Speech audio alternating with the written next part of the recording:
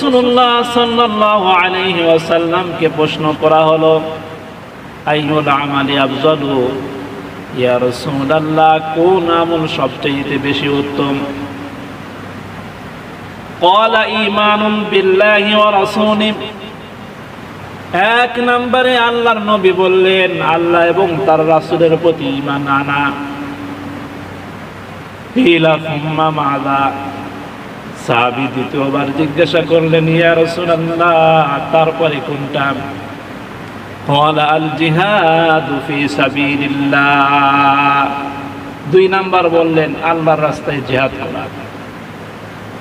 কিলা সুম্মা মাযা, এই সাহাবী তৃতীয়বার প্রশ্ন করলেন, ইয়া রাসূলুল্লাহ তারপরে কোন আমল সবচেয়ে বেশি উত্তম? আল্লাহর নবী বললেন আল হাজ্জুল মাবরুর, মুত্তাফাকুন আলাইহি। তিন নাম্বার হচ্ছে হজ মাবরুর, তথা কবুল হজ। বলুন সুবহানাল্লাহ। তাহলে তিনটা আমলের ভিতরে উত্তম আমলের ভিতরে একটি উত্তম আমল হচ্ছে হজ করা। এই হজের ঘোষণা আল্লাহ পাক রব্বুল আলামিন পবিত্র কালামুল্লাহ শরীফের ভিতরে করেছেন। সূরা হজ্জের ভিতরে আল্লাহ তাআলা বলেন, ওয়াযিন ফিন নাসি বিল হজ্জি ইয়াতুকা রিজালাও ওয়া আলা কুল্লি দামিরিন ইয়াতিনা মিন কুল্লি ফাজ্জিন আমিক। জোরে বলুন আল্লাহু আকবার।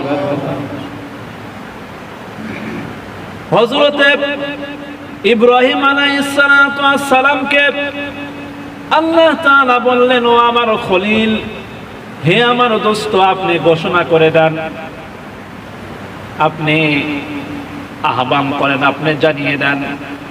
হযরত ইব্রাহিম আলাইহিস সালাতু ওয়াস সালাম তিনি ঘোষণা করে দিলেন, ওয়াদ্দিন ফিন নাসি বিল হজ্জি ইয়াতুকা রিজালান ওয়া আলা কুল্লি দামিরিন ইয়াতিনা মিন কুল্লি ফাজ্জিন আমিক।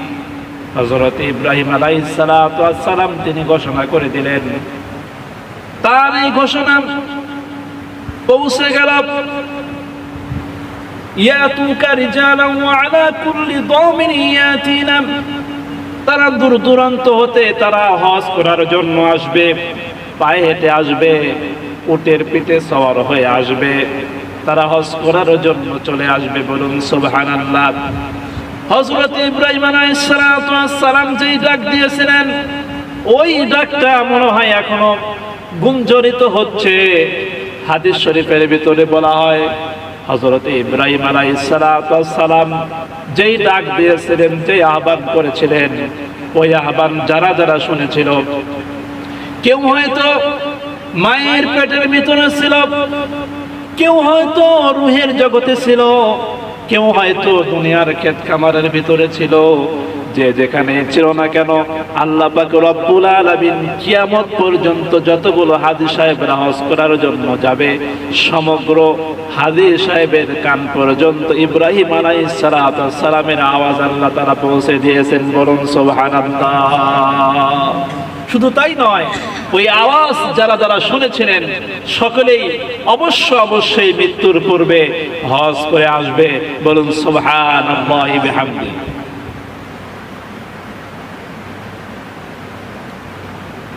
এজন্য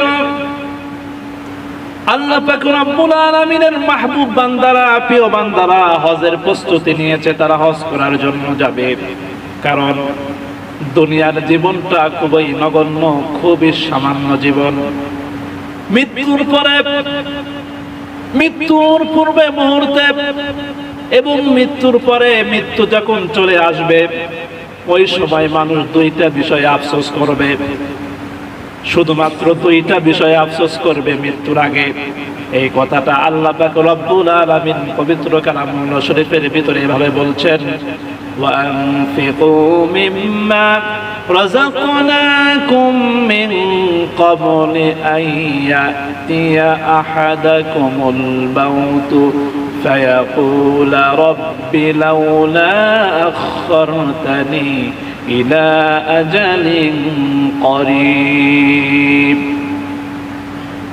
ওয়ানফিকু মিম্মা রাযাকনাকুম, আর আমি তোমাদেরকে যে সমস্ত রিজিক দিয়েছি, টাকা দিয়েছি, পয়সা দিয়েছি, অর্থ করি দিয়েছি, মিন ক্বাবলি আইয়াতি আহাদাকুমুল মাউত, মিম্মা রাযাকনাকুম মিন ক্বাবলি আইয়াতি আহাদাকুমুল মাউত, ইহা হইতে তোমরা কি করো? ব্যয় করো, দান সদকা করো।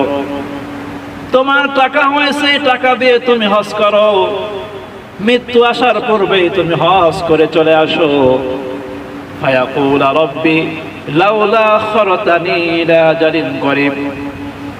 তাছাড়া যখন মৃত্যু চলে আসবে, মৃত্যু যখন তোমার সামনে চলে আসবে, তখন তুমি আফসোস করবে আর বলবে লাউলা আখরতানি ইলা আজালিন করিব, যদি আমাকে একটু তাখির দেওয়া হয়, একটু সময় দেওয়া হয়, অবসর দেওয়া হয়, অবকাশ দেওয়া হয়। فأصدق وأكن من الصالحين, তাহলে অবশ্যই আমি সালিহিনদের অন্তর্ভুক্ত হয়ে যাব। হে আল্লাহ, কাজের ঝামেলায়, সাংসারিক অবস্থার কারণে, দুনিয়ার কাজের কারণে আমি কিন্তু হজ করতে পারি নাই, টাকা পয়সা সব রেখে এসেছি। আল্লাহ, যদি একটু সময় দেন তাহলে এই টাকা দিয়ে আমি হজ করে আসব। আল্লাহ পাক রব্বুল আলামিন তাকে অবকাশ দিবে না, তাকে সময় দেওয়া হবে না। ওয়ালা ইউআখিরাল্লাহু নাফসান ইযা জাআ আজালুহা ওয়াল্লাহু খাবীরুম বিমা তা'মালুন। আল্লাহ পাক রব্বুল আলামিনের বান্দা যখন এভাবে বারবার আল্লাহ তাআলার কাছে দরখাস্ত করবেন, নাফসান ইযা জাআ আজালুহা, যখন মৃত্যু চলে আসবে, এই ব্যক্তিকে আর সময় দেওয়া হবে না, এই ব্যক্তিকে আর কোনো অবকাশ দেওয়া হবে না, কারণ আল্লাহু খাবীরুম বিমা তা'মালুন, আল্লাহ হচ্ছে খবীর বিমা তা'মালুন, তোমরা কি আমল করো এই আমলের ব্যাপারে আল্লাহ তাআলা সবচাইতে ভালো জানেন, সবচাইতে ভালো বুঝেন। তোমাকে এতদিন সময় দেওয়া হয়েছিল, তুমি এতদিনের সময় পাও নাই, আমি আবার তোমাকে অবকাশ দেব, মৃত্যু দেব না, এটা হতেই পারে না। একবার সময় দিয়েই তুমি ইবাদত করো নাই, আর একবার তুমি অবকাশ চাইতেছো, আবার গিয়ে কি তুমি হজ করে আসবে? কখনোই না। কারণ আল্লাহ পাক রব্বুল আলামিন আমাদের অন্তরের ব্যাপারে সবচাইতে বেশি জানেন, ঠিক না ঠিক বলেন? এজন্য আল্লাহ পাক রব্বুল আলামিন এই হজটাকে ফরজ করে দিয়েছেন। এই হজের আরো ফজিলত রয়েছে। আল্লাহর রাসূল সাল্লাল্লাহু আলাইহি ওয়াসাল্লাম হাদিস বলেছেন, وعن أبي هريرة رضي الله تعالى عنه قال قال رسول الله صلى الله عليه وسلم, উমরা হচ্ছে এক উমরা আরেক উমরা পর্যন্ত কাফারা, বলুন সুবহানাল্লাহ। ওয়াল হাজ্জুল মাবরুর লাইসা লাহু জাযাউন ইল্লাল জান্নাহ, আর হজে মাবরুর হইতেছে একমাত্র জান্নাতের প্রতিদান, বলুন সুবহানাল্লাহ। এখন হজে মাবরুরটা কি? হজে মাবরুর অর্থ হলো মাকবুলুন, কবুল হজ। যেই হজ কবুল হয়ে যায়, গ্রহণযোগ্য হয়ে যায়, ওই হজকে বলে হজে মাবরুর। অর্থাৎ যদি কোনো ব্যক্তির হজ মাবরুর হয়ে যায়, আল্লাহ রাসূল সাল্লাল্লাহু আলাইহি সাল্লাম হাদিস বর্ণনা করছেন, হযরত আবু হুরায়রা হাদিসটি বলছেন যে আল হাজ্জুল মাবরুরু লাইসা লাহু জাযাউন ইল্লাল জান্নাহ, হজে মাবরুরের প্রতিদান, কবুল হজের প্রতিদান জান্নাত ছাড়া আর কিছুই না। তার মানে যেই ব্যক্তির হজ কবুল হয়ে যাবে, ওই ব্যক্তি জান্নাতের মালিক হয়ে যাবে, বলুন সুবহানাল্লাহ। কিছু শর্ত পালন করে যদি কোনো হাজিরা হজ করতে পারে, তাহলে তার হজটা মাবরুর হয়ে যায়, বলুন সুবহানাল্লাহ। ওয়ান আবি হুরায়রা রাদিয়াল্লাহু তাআলা আনহু قال, আরেকটা হাদিস বর্ণনা করেছেন,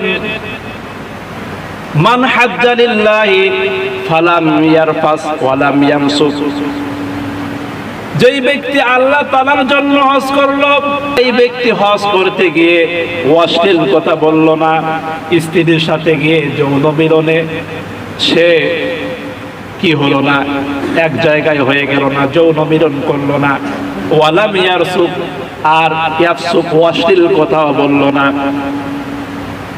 রজা কায়াউমিন ওয়ালাদাতহু উম্মুহু, আল্লাহর নবী বলেছেন এই ব্যক্তিটা কেমন হয়ে যায়, ও আমার সাহাবী তোমরা কি জানো এই ব্যক্তিটা রজা কায়াউমিন ওয়ালাদাতহু উম্মুহু, ওই দিনের মতো হয়ে যায় যেই দিন তার মা তাকে জন্ম দেয়। বলুন সুবহানাল্লাহ। অর্থাৎ মাসুম ব্যক্তি, যার কোনো গুনাহ নাই, নিষ্পাপ ব্যক্তির মতো হয়ে যায়। বলুন সুবহানাল্লাহি বিহামদি। এতই ফজিলত আল্লাহ রাসূল সাল্লাল্লাহু আলাইহি ওয়াসাল্লাম এই হাজীদের ব্যাপারে বর্ণনা করেছেন। বলুন সুবহানাল্লাহি বিহামদি। এই হজ আল্লাহ পাক রব্বুল আলামিন ফরজ করে দিয়েছেন। এই হজ হুজুর সাল্লাল্লাহু আলাইহি ওয়াসাল্লাম নিজেও করেছেন, সাহাবাদেরকেও করার জন্য তাগিদ দিয়েছেন।